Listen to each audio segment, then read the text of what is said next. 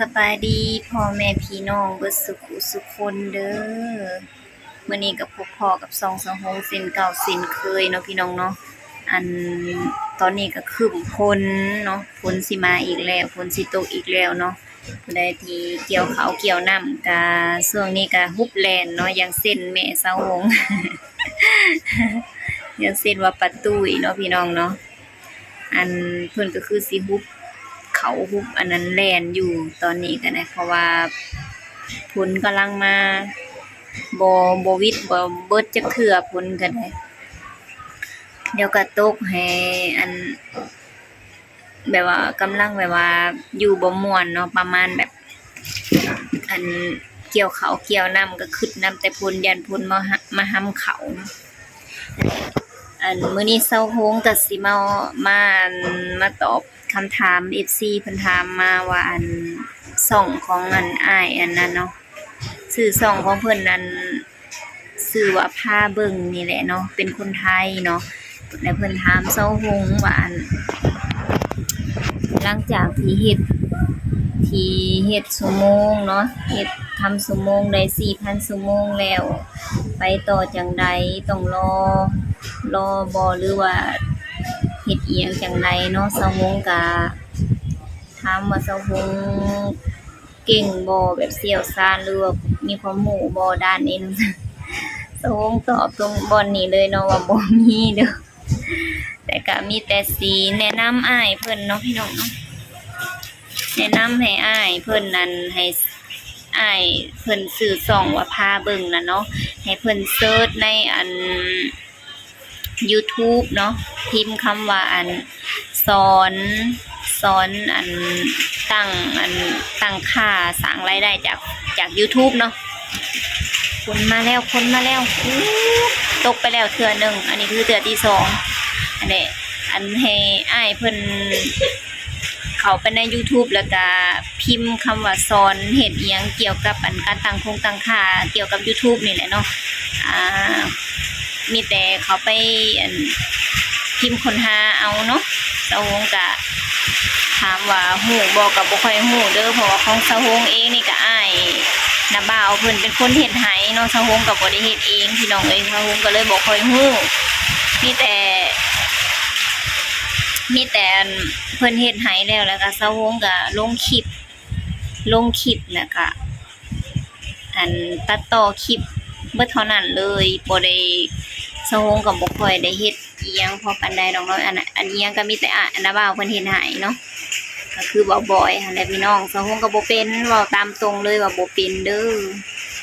จักสิแนะนำจังได๋เนาะคันแบบว่าให้แนะนำก็มีแต่ให้ไปไปเบิ่งเอาอยู่อันนั้นเนาะอยู่ YouTube เอาเพราะว่าเขาเจ้าสอนหลายทุกแบบทุกอันนั้นเลยมีคนสอนอยู่เฮ็ดอันเขาเจ้าเฮ็ดคลิปสอนเนาะเฮ็ดคลิปสอนสำหรับคนที่บ่เป็นเซาโฮงก็บ่เป็นดอกพี่น้องแต่ก็น้าบ่าวเพิ่นเฮ็ดให้เบิดซุอย่างแล้วเรียบร้อยทั้งใส่พินเนาะหลังจากที่ครบตอนนั้นน่ะเด้อปีปลายแล้วบ่แม่นปีปลายแล้วบ่ที่เซาโฮงเฮ็ดนะหลังจากที่เซาโฮงครบ 4,000 ชั่วโมงแล้วเซาโฮงก็ท่าพินเนาะก็ให้ก็ก่อนที่แบบว่าสิได้พินก็ต้องส่งข้อมูลก่อนส่งข้อมูลมันจังสิหลังจากส่งแล้วก็ประกอบอันที่อยู่อีเมลอีหยังประมาณนี้แหละหลายอย่างแฮงเนาะแต่คันอยู่พี่เนาะเซาโฮงก็สิซอยได้อยู่คือแบบว่าอันซอยแนะนำให้แบบไปเฮ็ดนำผู้ที่แบบว่าเพิ่นฮู้เนาะเพิ่นฮู้เกี่ยวกับ YouTube เกี่ยวกับอันอีหยังประมาณนี้แหละแต่เซาโฮงอันนี้คืออยู่ไกลกันอีกอย่างเพิ่นก็อ้ายเพิ่นก็มาคอมเมนต์ในช่องเนาะจักอ้ายจักนางเนาะจักอายุเพิ่นเท่าใดเซาโฮงก็บ่ฮู้แต่ก็เอิ้นอ้ายนั่นเนาะนั่นแหละก็เอิ้นอ้ายไว้ก่อนเนาะพี่น้อง คันอยู่ใกล้ก็ยังว่าสิได้แบบว่าแนะนำเนาะแนะนำว่าให้ผู้นั้นเฮ็ดให้ผู้นี้เฮ็ดให้ประมาณนี้เนาะแบบคนรู้จัก ที่ว่าสาวงก็รู้จักคนหลายอยู่ที่แบบเขาเจ้าเฮ็ด YouTube แล้วแบบเขาเจ้าติดตั้งอันประกอบไอ้กรอกข้อมูลกรอกกรอกอันนั่นนะกรอกอันอิหยังก็อีเมลแล้วเนาะแล้วรู้จักหลายอยู่คันอยู่ใกล้ก็สิแบบซอยเหลือกันได้เนาะอันนี้คือแบบอยู่ไกลกันแฮงแล้วอีกอย่างก็บ่ได้แบบคุยเป็นการส่วนตัวอีหยังมันน่ะประมาณนี้เนาะพี่น้องเนาะก็มีแต่แนะนำให้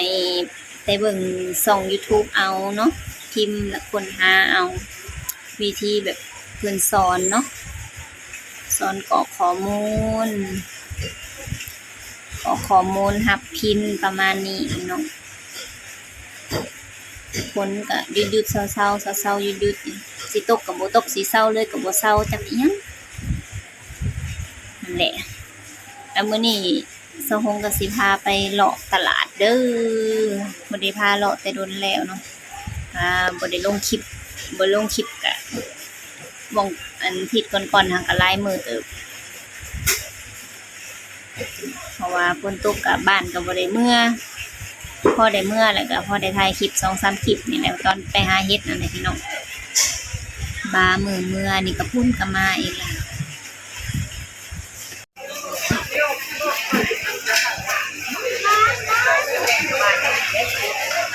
อาหารการกินยามค่ำยามแลง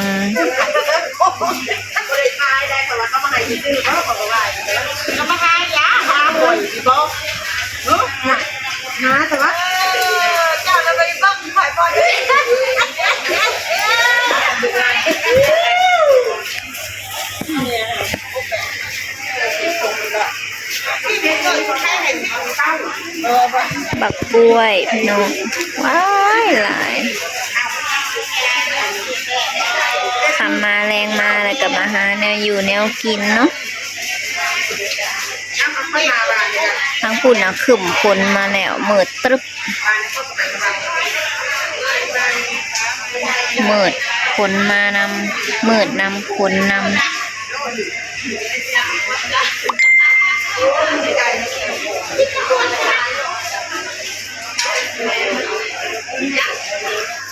เฮ็ดบดออกเลยเด้อพี่น้องเด้อนี่ได้เฮ็ดบด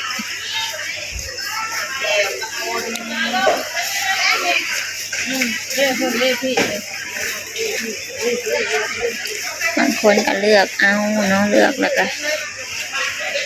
พิเศษอันนี้ปลาบูเด้อนอนอ่างลางอยู่เนี่ย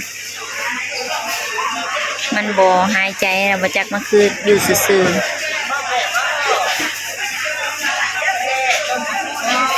ตุ่มหมักหมูน้อยก็มี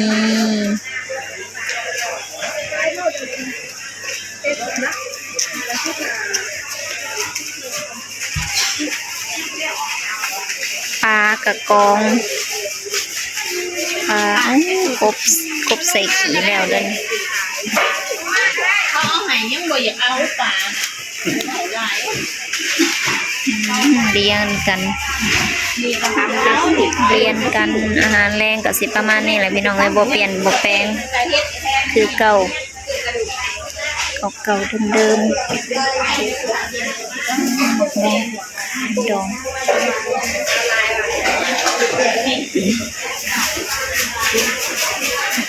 ปลาอันนี้มืดพ้นเนาะมื้อแรงนี่สะฮงก็สิบ่ได้เมื่อบ้านอีกแล้ว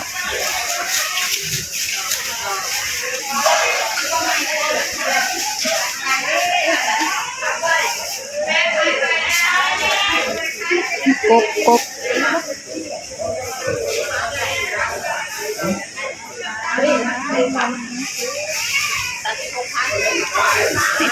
ขายสีปูสีปลาขนมของเด็ดสำหรับปีสำหรับปอยซอยนี่ก็คนก็สิออกสิเขาเห็นอยู่หน่อยนึงโอ้มะฮูสุกพี่น้องเอ้ยไปตะกินไปตะแซ่บไปตะนัวโซนนี้มีแต่ปลาเนาะมีแต่ปูมีแต่ปลา แบะก็มีอู้อันนี้เป็นปลาอันนั้นปลาบูแม่นเบอเลยเนี่ยนะผู้ใดเคยกินปลาบูเนี่ยอันนี้ข่าหัวข่าเนาะมาโซนนี่ก็เป็นขายอย่างแน่เนาะปลาสมเบิร์ดที่พาไปเบิ่งปลาสม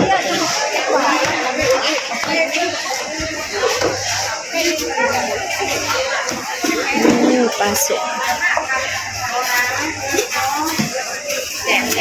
ตะแสมปลาสมไทยไต่เนาะโอ้โอ้เอาเนี่ยแหละกับอะไรให้เอาเวียดเป็นเอามาแต่ปักเซ่พี่น้องมาไกลอะดิ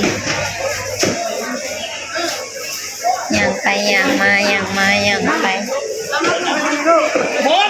ยังเป็นเรื่อยๆมักปีก็มีมักปี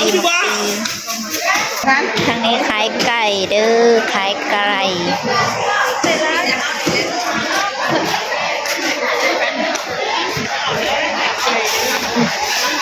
มาเลยทางนี้ขายซี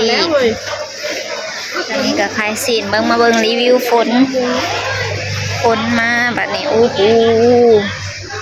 ปาดแดดบ่มีจักเม็ดมีแต่ฝนแล้วก็บรรยากาศก็อึมครึมบ่มีวีแววว่าสิแดดเนาะช่วงนี้ก็ฝนก็ยังบ่เบิดถาไปอีกก่อนเบิดเดือนนี้จะว่าเบิดประจักษ์ผลเลยไปพี่น้องสำหรับคลิปนี้ก็ขอจบไปเพียงสำนี้เด้อพอกันไหมคลิปหน้าพี่น้องรีวิวตลาดให้เบิ่งให้ซีนขายปลา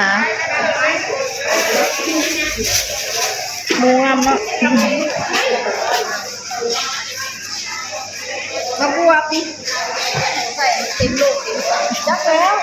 ก็เต็มหมดแล้วเนาะพอดีโลเต็มกันนี่อะไรจ๊ะขายอันนั้นทำไมฉันไม่ขายชิมเมื่อหรอบอกลูกค้ามาเด้อของหวาน